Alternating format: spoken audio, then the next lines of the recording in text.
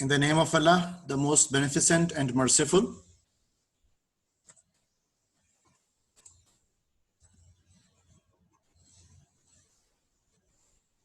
Our today's topic is pay for performance and financial incentives.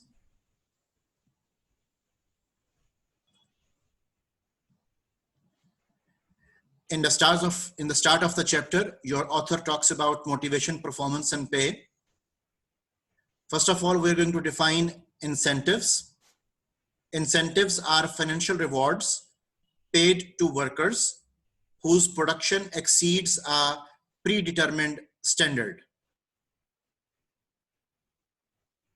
So हमने पहले से जो एक लेवल तय किया होगा अपने जॉब डिस्क्रिप्शन डॉक्यूमेंट में, जिसके अंदर हमने की परफॉर्मेंस इंडिकेटर्स स्मार्ट डिफाइन किए थे. सो उन की परफॉर्मेंस इंडिकेटर्स के अंदर जो टारगेट सेट किए गए थे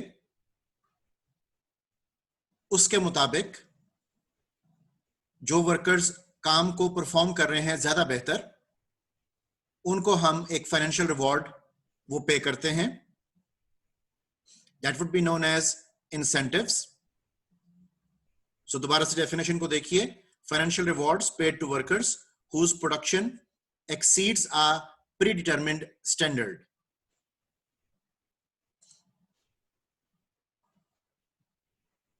फ्रेडरिक टेलर, उन्होंने वर्कर्स की कंपनसेशन के हवाले से इन द लेट 1800 एक इंडस्ट्रियल कॉन्टेक्स्ट में अपना पॉइंट ऑफ व्यू दिया. And Frederick Taylor popularized scientific management and the use of financial incentives in the late 1800, and he came up with an idea of systematic solidaring.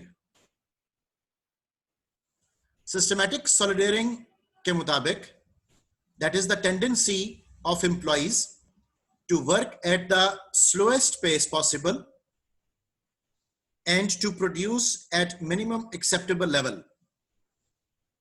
So इस concept को tackle करने के लिए, इस idea को tackle करने के लिए, he came up with an idea that we have to come up with rewards and incentives so that लोग predetermined standard से ज्यादा वहां पर work वो perform करें.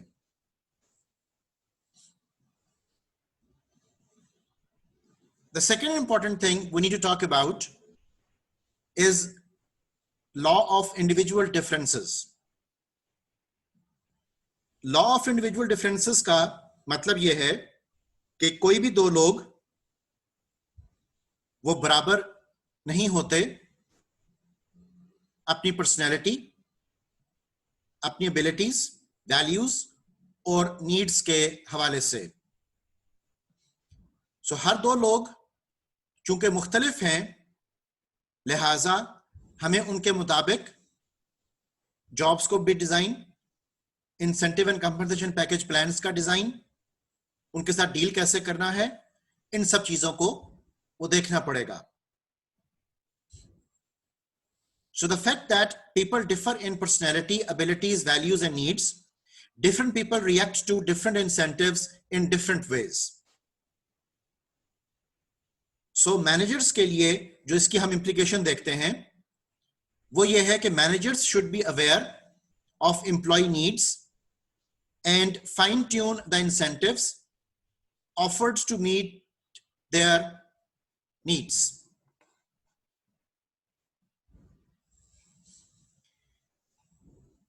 Second important चीज जो इसमें हमें वाजिया हुई, and that is money is not the only motivator. So पैसे से आप किसी को खरीद नहीं सकते हो, आप लोगों को ओन भी नहीं कर सकते हो, और पैसा एक हद से ज्यादा किसी को मोटिवेट भी नहीं कर सकता. Therefore हमें इस बात का ख्याल रखना पड़ेगा कि मुख्तलिफ लोग जब मुख्तलिफ personalities, abilities, values and needs के साथ हमारे साथ काम कर रहे हैं, तो हम उन सब को उनके मुताबिक ही डील वो कर सकें, एंड ऑब्वियसली जहां तक मुमकिन हो सके।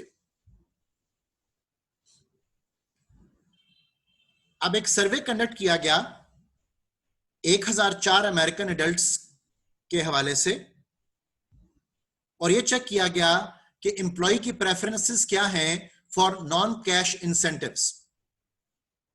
और जब हमने उनकी प्रेफरेंसेस को चेक किया तो वी केम टू नो कि 40% of them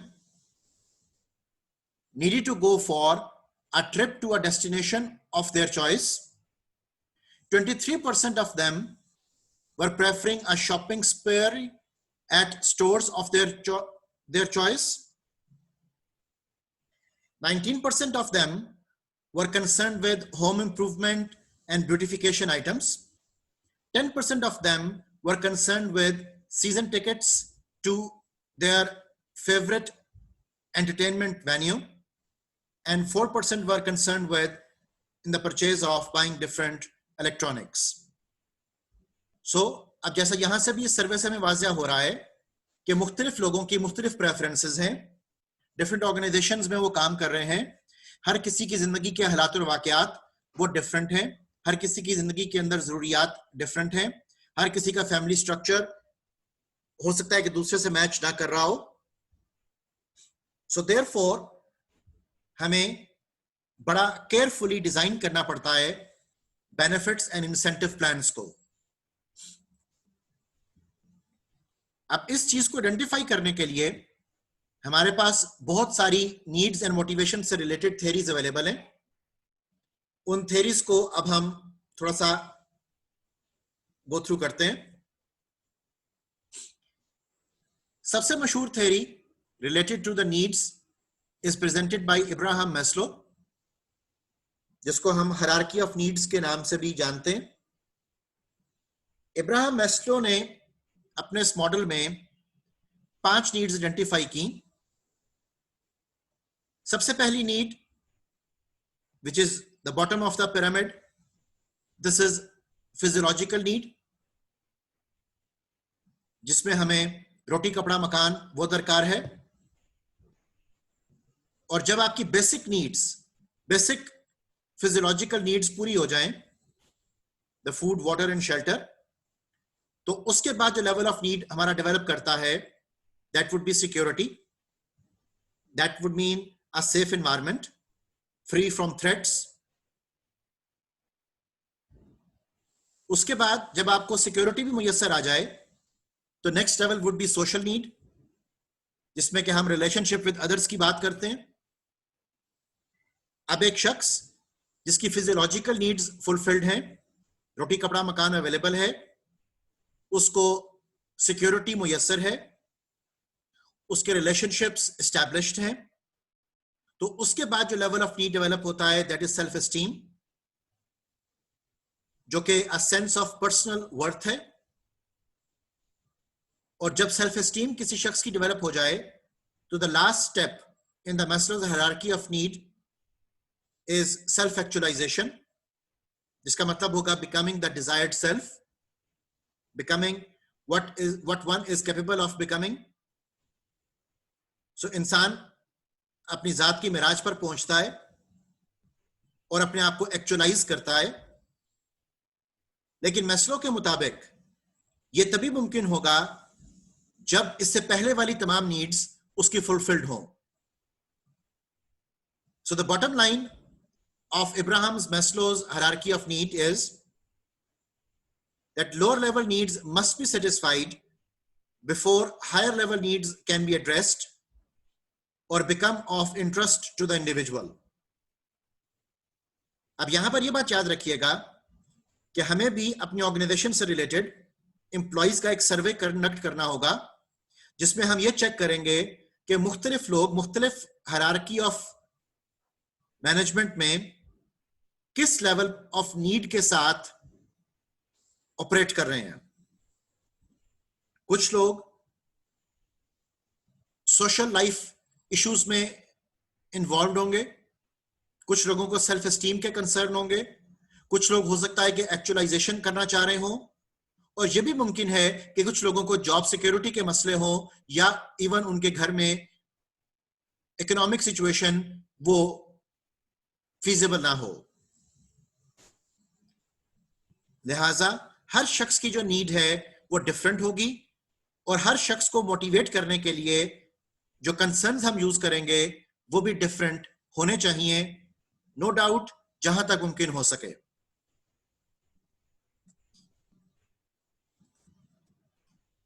The second very famous theory related to motivation is Herzberg's hygiene motivator theory. Herzberg ने मोटिवेशन को इस तरीके से एलैबोरेट किया कि जॉब सेटिस्फेक्शन और जॉब डिससेटिस्फेक्शन ये एक ही क्वांटम के दो एंड्स नहीं है, जबकि ये दो मुख्तलिफ चीजें हैं। उसने जॉब डिससेटिस्फेक्शन को सेपरेटली डिफाइन किया और यह बताया कि लोग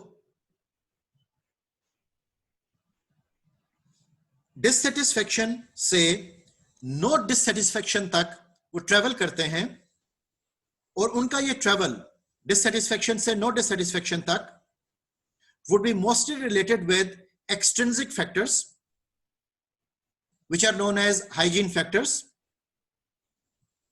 और इसके बाद नो सेटिस्फेक्शन से सेटिस्फेक्शन तक का जो सफर है लोग उसमें ट्रेवल करेंगे related to intrinsic job factors और inner self related aspects, and those would be known as motivators. So Herzberg's hygiene motivator theory के मुताबिक extrinsic job factors would be known as hygiene and intrinsic job factors would be known as motivators, and these two would remain independent of one another। जब हम hygiene factors की बात करेंगे उसमें उसने include किया एडिक्वेट और inadequate working conditions, salary and incentive pay can cause dissatisfaction and prevent satisfaction. और अगर हम इसको अदरवाइज में देखें तो adequate working condition would cause satisfaction और it would cause no dissatisfaction, and obviously the people might be looking for higher salary and better incentive pay plans।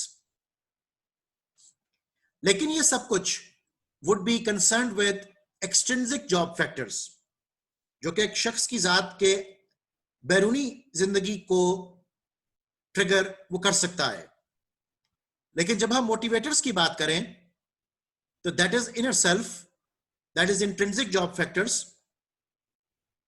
and that would be talking about job enrichment, means how much challenging the job is, the feedback and the recognition, आपको कितनी हौसला अफजाई मिली, आपको कितनी इज्जत अफजाई मिली, addresses higher level needs related to achievement, self actualization etc। हम ये भी कह सकते हैं कि hygiene factors are more linked with the lower level needs as defined by Abraham's Maslow hierarchy of need, which might include physiological need, security need and social need। लेकिन जब हम motivators की बात करते हैं तो that is more linked with self esteem and self actualization। Now the bottom line of the Abraham's hierarchy of need was कि जब तक lower level need satisfy नहीं होगी हम upper level need के बारे में नहीं सोचेंगे। लेकिन जब हम हर्सबर्ग टू फैक्टर थ्योरी की बात करते हैं तो इसका बॉटम लाइन ये है कि the best way to motivate someone is to organise the job so that doing it help satisfy the person's higher level needs.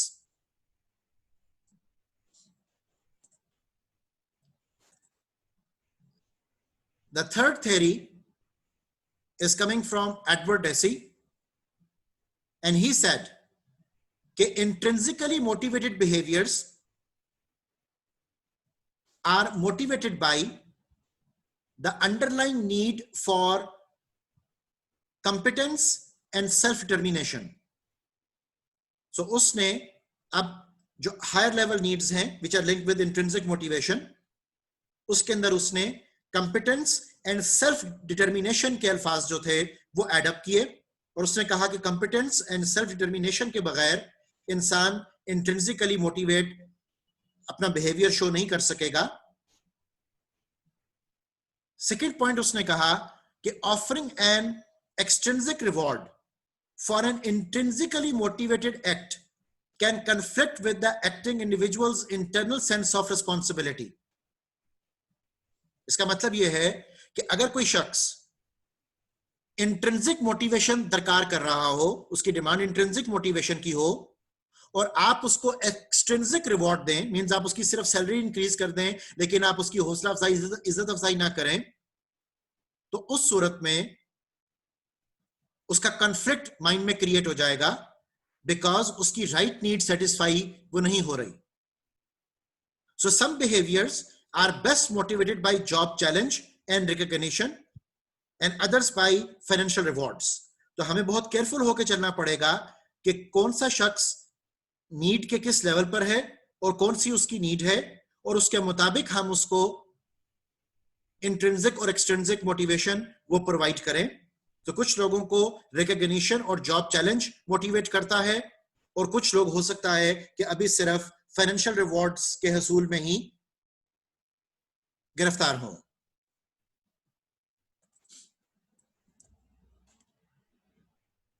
Another very important theory related to motivation, rewards and needs is presented by Victor Vroom's model, जिसको हम व्रोम्स expectancy theory का नाम भी देते हैं। Victor Vroom के मुताबिक a person's motivation to exert some level of effort is a function of three things. उसने कहा कि कोई भी शख्स मोटिवेट होता है और उस मोटिवेशन के मुताबिक अपनी एफर्ट पुट करता है तीन चीजों पर बेस्ड। सबसे पहली चीज है एक्सपेक्टेंसी, जिसका मतलब है that effort will lead to performance, कि अगर मैं एफर्ट पुट करूं तो मैं काम को परफॉर्म कर सकता हूं।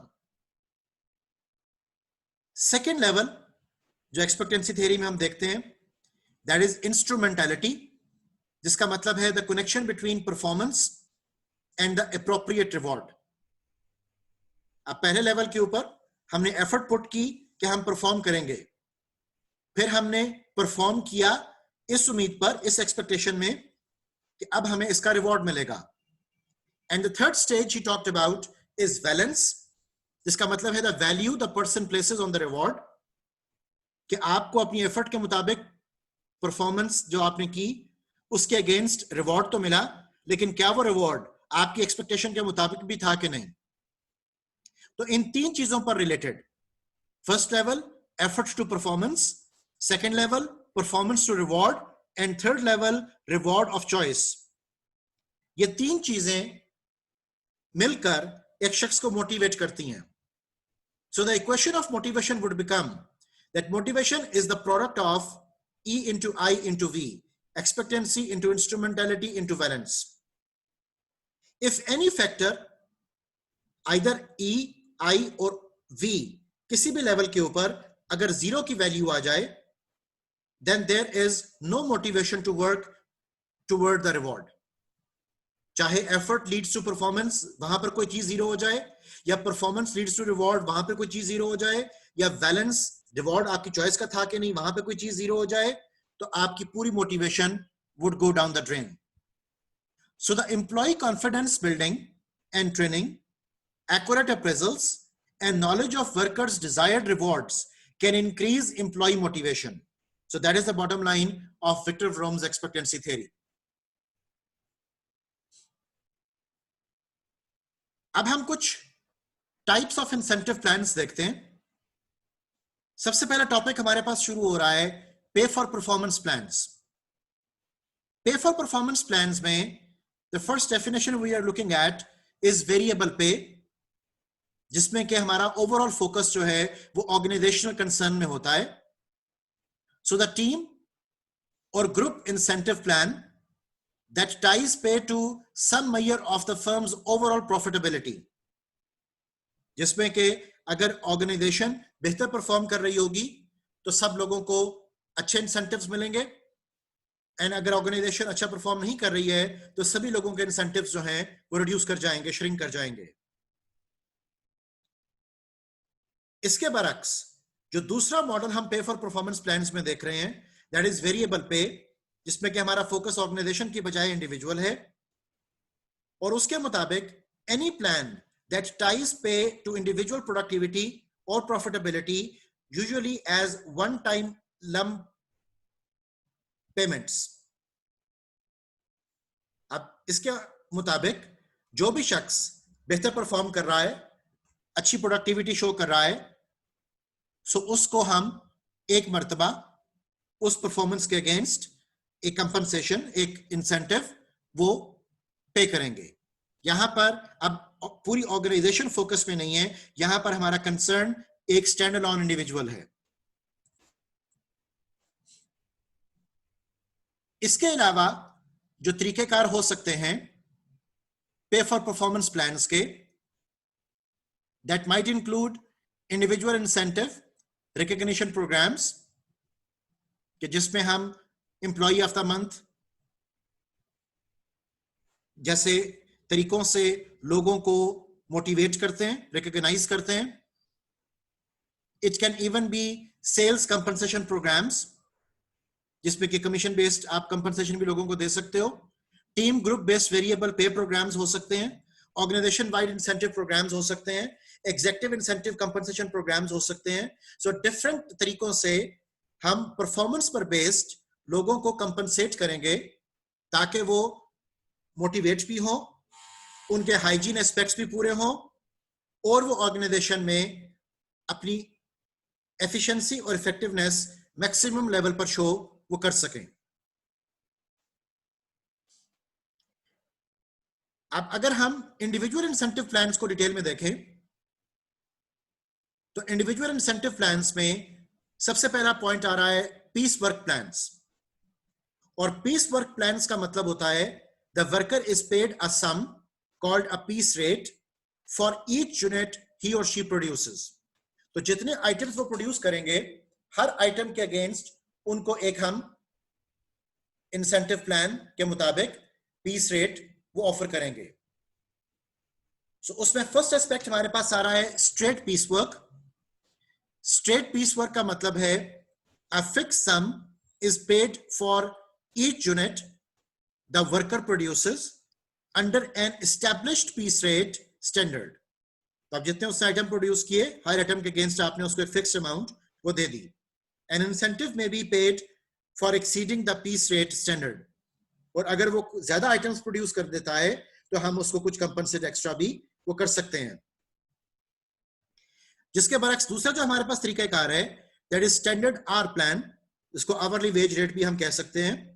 तो स्टैंडर्ड आर प्लान के मुताबिक the worker gets a premium equal to the percent by which his or her work performance exceeds the established standard।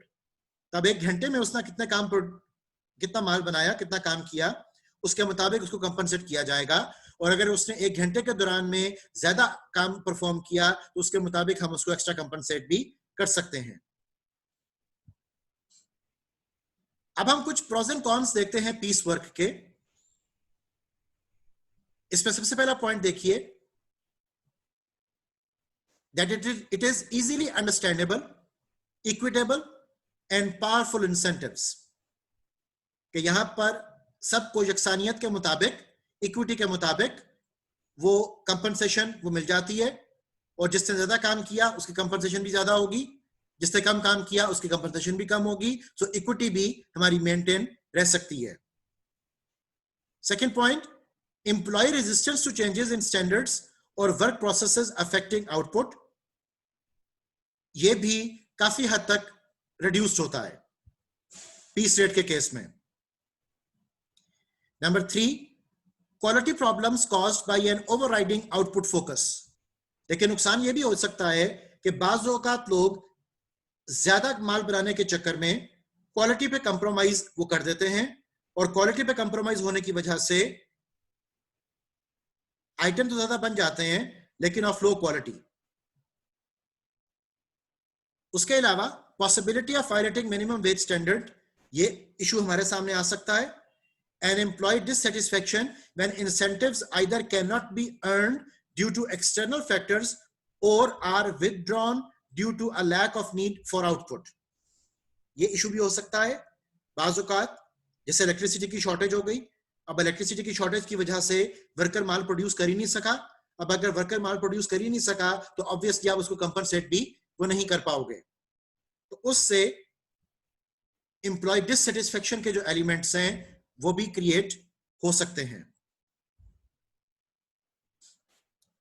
अब हमारे पास एक और तरीकाकार है इंडिविजुअल इंसेंटिव प्लान्स में, एंड दैट इज मेरिट पे। मेरिट पे का मतलब होगा a permanent cumulative salary increase the firm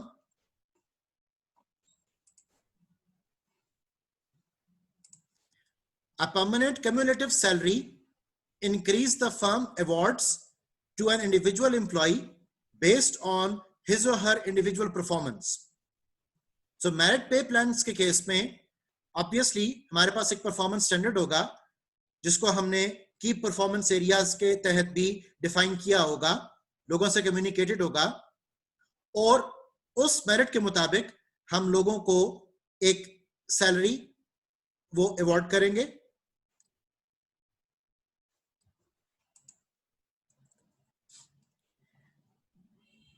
इसके अलावा मेरिट पे ऑप्शंस में it says that annual lump sum merit raises that do not make the rise part of an employee's base salary. So सालाना basis के ऊपर भी हम merit के मुताबिक लोगों को कंपनसेट करेंगे, and merit awards tied to both individual and organisational performance.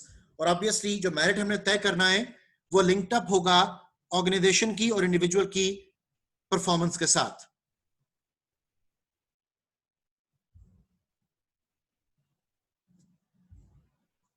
यहां पर जब हमने एनुअल लमसम मेरिट पे रेज दिया तो ये बात याद रखिएगा कि वो एम्प्लॉय की बेस सैलरी के इंक्रीज से एसोसिएटेड वो नहीं होता। जैसे हमारे पाकिस्तान में भी हम डिफरेंट ग्रेड्स की बात करते हैं, 17th ग्रेड, 18th ग्रेड, तो उस ग्रेड के साथ एक वर्ड ऐड किया जाता है BPS. BPS stands for basic पे स्केल। तो अब मेरिट पे ऑप्शंस के केस में आपका जो बेसिक पे स्केल है, बीपीएस है, बेस सैलरी है, दैट में रिमेन कांस्टेंट। उसके अलावा आपको एक इंक्रीज वो दे दिया जाता है। अब इंसेंटिव्स फॉर प्रोफेशनल एम्प्लॉइज हम देखते हैं। जब प्रोफेशनल एम्प्लॉइज की हम बात करेंगे तो professional employees are those whose work involves the application of learn knowledge to the solution of the employer's problems. So इन लोगों को, प्रोफेशनल्स को हायर किया जाता है ऑर्गेनाइजेशन के मसाइल को हल करने के लिए, and they are literate people. For example, there might be lawyers, doctors, economists, engineers. So उनके बारे में अब हम एक इंसेंटिव प्लान वो भी डेवलप करते हैं। So possible incentives which might be associated are bonuses, stock options and grants, profit sharing. In terms को भी हम अगले चलकर स्लाइड्स में देखते हैं। उसके अलावा better vacations, more flexible work hours इनके होते हैं, improved pension plans, equipment for home offices. So different तरह की सिचुएशंस जो हैं उसमें डिफरेंट तरीकों से हम लोगों को पॉसिबल इंसेंटिव्स ऑफर करेंगे ताकि वो मोटिवेट हो और ऑर्गेनाइजेशन के साथ एफिशिएंसी, इफेक्टिवनेस के साथ, एंथुसिज्म के साथ वर्क वो परफॉर्म करें। Another expression we have in individual incentive plans is recognition based awards. Recognition based awards की जब हम बात करते हैं तो recognition has a positive impact on performance either alone or in conjunction with financial rewards. इसी के मुताबिक जब हम रिकॉग्निशन बेस्ड अवार्ड्स की बात कर रहे हैं, it would also include combining financial rewards with non-financial ones, produce performance improvement in service firms, almost twice the effect of using each reward alone. तो यहां पर हम फाइनेंशियल रिवॉर्ड्स को नॉन फाइनेंशियल रिवॉर्ड्स के साथ मिलाकर बात करेंगे और लोगों को प्री डिफाइंड स्टैंडर्ड्स के मुताबिक वो प्रोवाइड करेंगे once they are working for the organisation.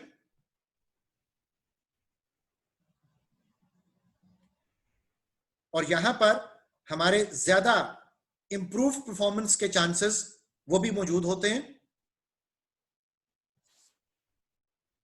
So recognition based awards में day to day recognition from supervisors, peers and team members is important. उससे आपको एक इनर ट्रिगर वो भी मिलता रहता है जिसके तहत लोग इंट्रिंसिकली मोटिवेट होते हैं।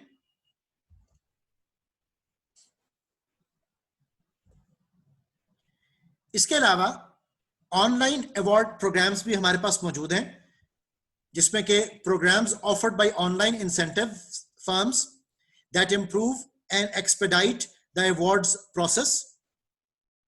सो उसमें there is a broader range of awards available और ज्यादा इमीडिएट रिवॉर्ड वो आपको मिल पाते हैं बिकॉज ऑनलाइन सिस्टम होने की वजह से कनेक्टिविटी बिकम्स बेटर। हमारे पास डाटा रिपोजिटरीज होती हैं जिसमें के तमाम तरह का एम्प्लॉय से रिलेटेड रिकॉर्ड वो भी मेंटेन्ड होता है। So working efficiency is enhanced because of the online incentive systems.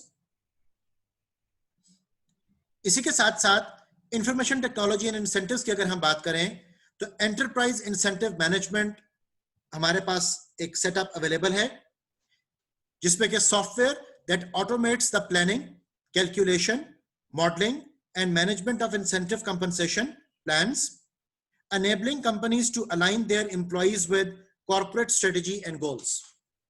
So automated systems के तहत सारी प्लानिंग वो हमें अवेलेबल होती है और हम एम्प्लॉइज के वर्किंग को रिकॉर्ड करके उनको कंपनसेट भी अकॉर्डिंगली और कंफर्टेबली और एफिशिएंटली वो कर सकते हैं। अब हम कुछ डिस्कशन करते हैं related to the sales person. अब जो सेल्स पीपल के हवाले से सैलरी प्लान डेवलप किया जाता है उसमें हमारे पास फर्स्ट ऑप्शन है स्ट्रेट सैलरीज, जिसका मतलब होगा best for prospecting, finding new clients, account servicing, training customer sales force और participating in national and local trade shows. So ये हमारे पास डिफरेंट सूरत हाल है जिस वक्त स्ट्रेट सैलरीज का जो कॉन्सेप्ट है सेल्स पीपल के लिए वो कारामद होगा। दूसरा तरीकेकार जो हमारे पास है दैट इज कमीशन प्लान, और कमीशन प्लान में pay is only a percentage of sales. ठीक है, जितना आप सेल्स करेंगे उसके मुताबिक आपको हम कंपनसेट करेंगे।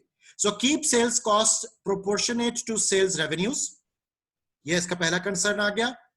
मे cause a neglect of non selling duties, अगर कोई चीज आइटम कोई शख्स नहीं बेच रहा है तो वो कंपनसेट भी नहीं होगा। Can create wide variation in sales person income, और बाजुकात अगर उसने किसी मंथ में बहुत अच्छा परफॉर्म किया तो हो सकता है कि उस मंथ का उसका कमीशन जो है वो सबसे ज्यादा हो। लाइक्लीहुड ऑफ सेल्स सक्सेस में linked to external factors rather than the sales person performance, and can increase turnover of sales people, क्योंकि लोग कंपनसेशन को बढ़ाने के लिए उन ऑर्गेनाइजेशंस को ज्वाइन कर लेते हैं जहां पर कमीशन दूसरी ऑर्गेनाइजेशन की निस्बत वो ज्यादा हो।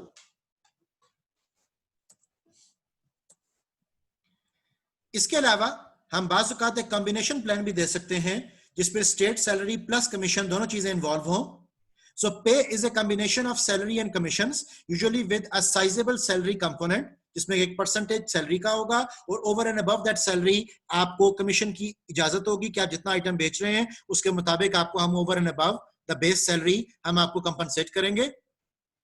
सो plan give sales people a floor safety net to their earnings, तो होता यह है कि उसमें चूंकि कमीशन भी इन्वॉल्व है और सैलरी भी इन्वॉल्व है, तो सैलरी लोगों की जो बेसिक जरूरियात होती हैं उसको पूरा करने के लिए यूज की जाती है, और ओवर एंड अबव हम उनको कंपनसेट कर सकते हैं related with the number of items they have sold. Salary component covers companies' specified service activities, and plans tend to become complicated and misunderstandings can result. So ये complications वो आ सकती हैं. Therefore इसमें बड़ा अच्छा प्लान आपका बना होना चाहिए, और वो तमाम आपका जो इंसेंटिव प्लान, कॉम्बिनेशन प्लान आपका बनेगा वो वेल कम्युनिकेटेड भी होना चाहिए तमाम लोगों के साथ. Another expression is specialized combination plans, जिसमें हम commission plus drawing account plan वो ऑफर कर रहे हैं. आप commission plus drawing account plan में क्या होगा कि commissions are paid but a draw on future earnings helps the salesperson to get through low sales periods.